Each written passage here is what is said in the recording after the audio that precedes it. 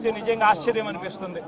అసలు ఈ గ్రామంలో ఈ రాష్ట్రంలో లా అండ్ ఆర్డర్ ఉందా లేదా అన్నదానికి ఈ గ్రామంలో జరిగిన ఘటన ఒక ఉదాహరణగా కూడా చరిత్రలో ఎప్పుడు కూడా నిలిచిపోతుంది.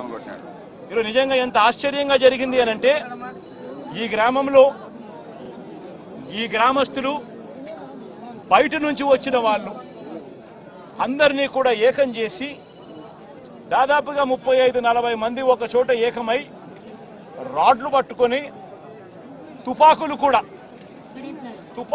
ఉన్నాయి, తుపాకులు కూడా చూపించారు.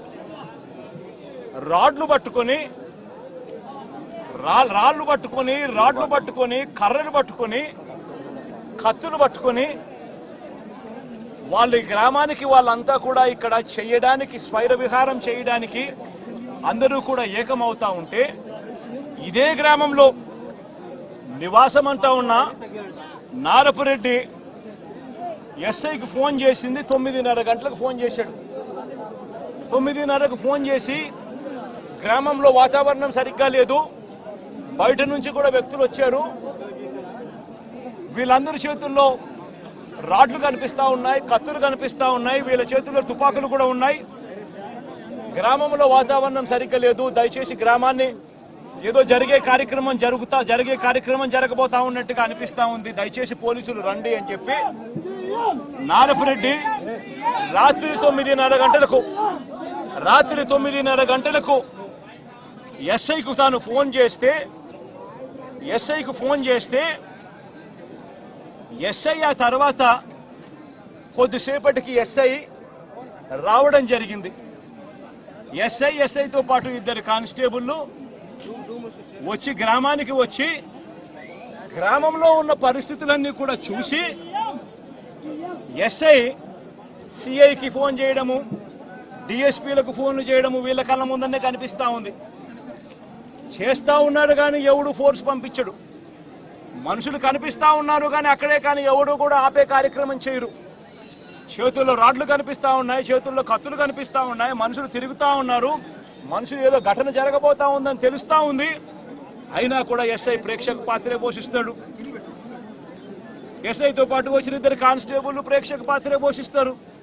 ఎస్ఐ సిఐకి ఫోన్ చేస్తా ఉన్నట్టుగా, డిఎస్పీకి ఫోన్ చేస్తా ఉన్నట్టుగా, మిగతా వాళ్ళకి ఫోన్ చేస్తా ఉన్నట్టుగా వీళ్ళకు గ్రామంలో కనిపిస్తా ఉంది కానీ ఏ ఒక్కరూ కూడా రారు.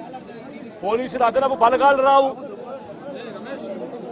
సాక్షాత్తు పోలీసుల సమక్షంలో ఇదే సీతారాంపురం అనే ఇదే గ్రామం జిల్లా కేంద్రమైన నంద్యాలకు కేవలం 15 కిలోమీటర్ల దూరంలో ఉంది. కేవలం 10 కిలోమీటర్ల దూరంలోనే ఉంది. 15 కూడా కాదు, 10 కిలోమీటర్ల దూరంలోనే ఉంది. 10 కిలోమీటర్ల దూరంలో జిల్లా హెడ్ క్వార్టర్స్. ఆ జిల్లా హెడ్ క్వార్టర్స్ లో ఎస్పీ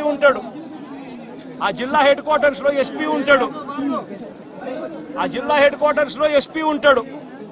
ఇక్కడ నుంచి కేవలం 10 నిమిషాల దూరంలోనే డిఎస్పీ ఆఫీసు. ఇక్కడ నుంచి డిఎస్పీ ఆఫీసు కేవలం 10 నిమిషాల దూరం. ఎస్పీ ఉండేది కేవలం 10 కిలోమీటర్ల దూరంలో ఎస్పీ ఉన్నాడు నంద్యాల హెడ్ క్వార్టర్స్ లో. ఇటువంటి పరిస్థితుల్లో ఈ గ్రామానికి కనుక పోలీసులు కనుక పంపించి ఉండింటే, ప్రొటెక్షన్ పంపించి ఉండింటే ఈ గ్రామంలో ఘటన జరిగి ఉండేది కాదు. సాక్షాత్తు ఎస్ఐ చూస్తా ఉన్నాడు, సాక్షాత్తు కానిస్టేబుల్ చూస్తా ఉన్నారు. వీళ్ళందరూ చూస్తా ఉండగానే అదనపు బలగాలు ఏ ఒక్కరూ కూడా ఇక్కడికి రాకుండా 12:20 ఏకంగా స్వైర విహారం చేస్తూ ఏకంగా ఇక్కడే ఇదే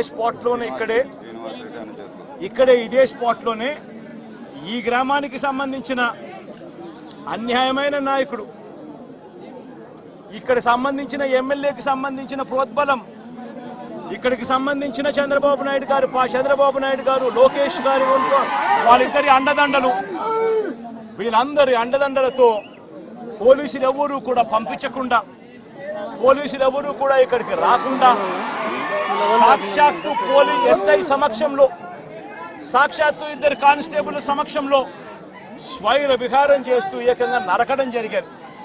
సుబ్బరాయుడిని హతమార్చారు, మిగతా ఇద్దరిని కొట్టారు, మిగతా ఇద్దరు 2 కుటుంబాలలో కొట్టారు. చివరికి సుబ్బరాయుడు భార్య పెద్దమ్మను నరికారు. ఇవన్నీ ఇక్కడే జరిగాయి, ఇదే గ్రామంలో జరిగాయి. కానీ ఎస్ఐ కానీ కానిస్టేబుల్ కానీ ఎవరు కూడా ఆపగలిగే పరిస్థితి కూడా లేదు.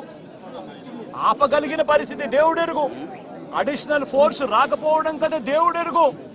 చివరికి వీళ్ళు హత్య చేసిన తర్వాత 12:59 ఆ ఫోన్ చేసిన 9:30కు ఫోన్ చేసిన ఎస్ఐ వచ్చినాడు. ఎస్ఐ ఊరికి వస్తే ఎస్ఐ నారపరెడ్డిని నువ్వు పోలీస్ స్టేషన్కి వెళ్ళిపో అని చెప్పి ఎస్ఐ చెప్తే నారపరెడ్డి పోలీస్ స్టేషన్లో ఉండి 12:59 అంటే 1 గంటకు జరిగిన ఘటన తెలుసుకుని పోలీస్ స్టేషన్ నుంచి నారపరెడ్డి ఎస్పీకి ఫోన్ చేస్తాడు. ఎత్తే పరిస్థితి ఉండదు. మనుషులు అక్కడే ఉన్నారు, చంపినారు. వాళ్ళని కనీసం పట్టుకోండి, జరిగింది ఇన్సిడెంట్ నాకు తెలుస్తా ఉంది, నేను ఫోన్ చేస్తా ఉన్నాను. మా ఇంటి దగ్గర సీసీ కెమెరాలు ఉన్నాయి. సీసీ కెమెరాల దగ్గర నుంచి వచ్చిన ఫుటేజ్ నా ఫోన్లో కూడా లోడ్ అవుతా ఉంది. మీకు కూడా పంపిస్తా ఉన్నాను, కావాలంటే చూసుకోండి, చెయ్యండి. ఎస్ఐలు అక్కడే ఉన్నారు, ఎస్ఐ సమక్షంలోనే ఇవన్నీ జరుగుతూ ఉంది అని అంటే అప్పటికి కూడా పట్టుకునేదానికి కూడా కనీసం అదనపు ఫోర్స్ రాదు. చివరికి చంపినోళ్ళు ఊరు దర్జాగా విడిచిపెట్టి వెళ్లే పరిస్థితి. చంపేసి ఎస్ఐ సమక్షంలో, కానిస్టేబుల్ సమక్షంలో, 2 కానిస్టేబుల్ సమక్షంలో చంపేసి ఊరు కూడా విడిచిపెట్టి వెళ్ళిపోతా ఉన్నారు చంపేసిన వాళ్ళు. వాళ్ళను కనీసం పట్టుకునే నాతుడు లేడు. పోలీసులు పట్టుకునేదానికి కూడా కనీసం పోలీసులు రాలా. ఇన్సిడెంట్ జరిగిన తర్వాత 12:59కి ఫోన్ చేశాడు నారపరెడ్డి ఎస్పీకి. మళ్ళీ రాత్రి 1:08 మళ్ళీ ఫోన్ చేశాడు నారపరెడ్డి ఎస్పీకి. మళ్ళీ 1:08 ఫోన్ చేసి తాము ఎస్పీ ఆఫీస్కు వస్తున్నామంటూ నారపరెడ్డి నేరుగా జిల్లా ఎస్పీకి ఫోన్ చేశాడు. అయినా పట్టించుకునే పరిస్థితి లేదు. చంపిన వాళ్లను వెళ్లిపోయేట్టుగా సహకరించిన పోలీసులు ఆ తర్వాత మళ్ళీ 3:18 మళ్ళీ ఎస్పీకి మళ్ళీ నారపరెడ్డి ఫోన్ చేశాడు. హంతకుల ముఠాలో ఒక వ్యక్తిని అతి కష్టం మీద మేము పట్టుకోగలిగినాము. ఆ పట్టుకున్న వ్యక్తిని మీ దగ్గరికి తీసుకొని వస్తాము, మీకు సరెండర్ చేస్తున్నాము, ఆ మనిషిని తీసుకోండి, మీరు అరెస్ట్ చేసి మిగతా వాళ్ళని కూడా పట్టుకునే కార్యక్రమం చేయండి అని 3:18 ఆయన ఫోన్ చేస్తాడు. కూడా ప్రవేశపెట్టే పరిస్థితికి వచ్చారు. ఏదేమైనా నేను ఒకటే మీ అందరికి హామీ ఇస్తున్నా, నేను ఈ 5 ఏళ్లలో నిర్దిష్టమైన విధానాల ద్వారా గణనీయంగా పేదరిక నిర్మూలన, ఆదివాసుల్లో తెచ్చే బాధ్యత తెలుగుదేశం పార్టీ తీసుకుంటాం, ఎన్డీఏ తీసుకుంటాం కూడా హామీ ఇస్తున్నా. నిన్నే ఒక రివ్యూ చేశా. ఆ రివ్యూలో చాలా స్పష్టంగా అధికారులు ఇక్కడే ఉన్నారు, డైరెక్టర్ ఉన్నారు, కమిషనర్ ఉన్నారు, సెక్రటరీ గారు ఉన్నారు, మినిస్టర్ గారు ఉన్నారు. అందరికీ ఒక దిశ నిర్దేశించాను, వే ఫార్వర్డ్ ఇచ్చాను. పేరుకు కార్యక్రమం